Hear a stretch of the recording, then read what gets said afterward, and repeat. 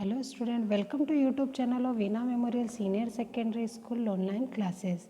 Today I am going to teach history chapter 2 of class 8th and the topic is from trade to territory. This is the 8th video of this chapter. इससे पहले मैं 7 videos कर चुकी हूँ. Last video हमने देखा कि किस तरीके से ब्रिटिश जो थे उन्होंने पैरामाउंटेसी और the doctrine of the left policies के थ्रू इंडिया को एनेक्स करने की कोशिश की और बहुत सारी ऐसी टेरिटरीज थी जो टेरिटरीज उन्होंने एनेक्स कर ली. अब हमारा नेक्स्ट टॉपिक आता है setting up a new administration. Warren Hastings, governor general from 1773 to 1785, was one of the many important figures who played a significant role in the expansion of company power.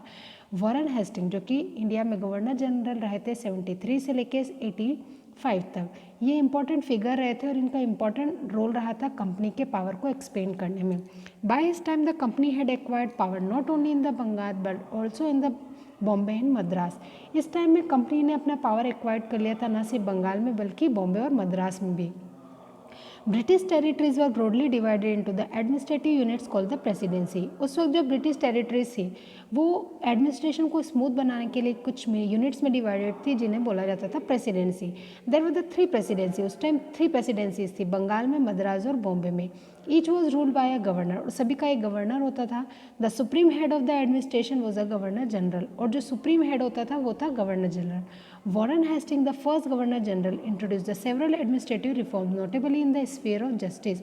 Warren Hasting जो थे वो first governor general थे और उन्होंने बहुत सारे administrative reforms किए और स्पेशली जस्टिस के मामले में. From 1773 to a new system of the justice was establish. 1772 में एक जस्टिस का न्यू जो सिस्टम था वो सामने आया. Each district was has to 2 courts. हर डिस्ट्रिक्ट में 2 कोर्ट होंगे. एक क्रिमिनल कोर्ट जिसे फौजदारी अदालत बोला गया और दूसरा सिविल कोर्ट जिसमें दीवानी अदालत. Maulvis in the Hindu pandit interpret the Indian laws for the European district collector who preside over the civil court. और उस वक्त जो हिंदू जो मौलवी पंडित होते थे और जो मौलवीज होते थे उन्होंने इंटरप्ट किया इसमें कि इंडियन लॉ के को लेकर, और जो डिस्ट्रिक्ट कलेक्टर्स होते थे है ना, जिनका सिविल कोर्ट्स को जो देखते थे, तो उसमें उन्होंने इंटरप्ट किया ताकि वो हिंदू धर्म और मुस्लिम धर्म के अनुसार जो लॉज के अकॉर्डिंग जजमेंट दे. The criminal courts were still under a काजी. क्रिमिनल कोर्ट अभी भी काजी के अंदर और मुफ्ती के अंडर होते थे जो कि कलेक्टर के सुपरविजन में काम करते थे.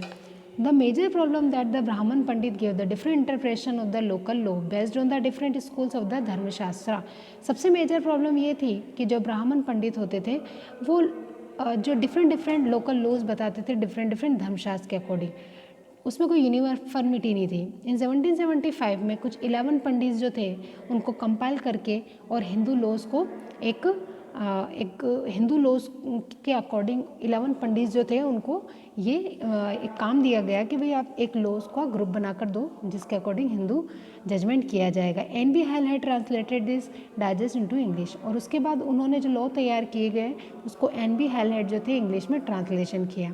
Bye 1778 a code of the Muslim law was also compiled for the benefit of the European जजेस. इसके अलावा 1778 में मुस्लिम लॉज का भी एक कोड बनाया गया जो कि यूरोपियन जजेस के बेनिफिट के लिए था. Under the regulating act of 1773 a new supreme court was establish. उसके बाद 1773 में रेगुलेटिंग एक्ट के अकॉर्डिंग सुप्रीम कोर्ट को इस्टेब्लिश किया गया. While a court of appeal the सदर निजामत अदालत वो सेटअप इन द कोलकाता. इसके अलावा एक अपील कोर्ट भी जिसे कि सदर निजामत अदालत बोला गया कोलकाता में सेटअप किया गया. The principal figure in the Indian district was the collector. लेकिन अभी भी डिस्ट्रिक्ट का जो मेन फिगर होता था वो कलेक्टर ही था. As the title suggest his main job was to collect the revenue. जैसे कि कलेक्टर के नाम से ही पता चलता है कि उसका जॉब होता था रेवेन्यू कलेक्ट करना, टैक्स कलेक्ट करना, लॉ एंड ऑर्डर मेंटेन करना डिस्ट्रिक्ट में विद द हेल्प ऑफ जजेस की मदद से और पुलिस ऑफिसर्स की मदद से और दरोगाज की मदद से. His office is the collectorate became the new centre of power. अब कलेक्ट्रेट जो था वो मेन सेंटर बन गया था पावर का और जो है उसकी जो अथॉरिटी होती थी वो वो हायर अथॉरिटी होता था डिस्ट्रिक्ट की. अब नेक्स्ट हमारा टॉपिक आता है the company army. Colonial rule in the India brought in the some new ideas of the administration and reforms, but its power has stayed on its military strength. Colonial जो rule था वो new ideas और administration और reforms के base पर चल रहा था, लेकिन अभी भी जो मेन पावर था वो था उनकी मिलिट्री, और उनकी मेन स्ट्रेंथ थी कंपनी की उनकी मिलिट्री।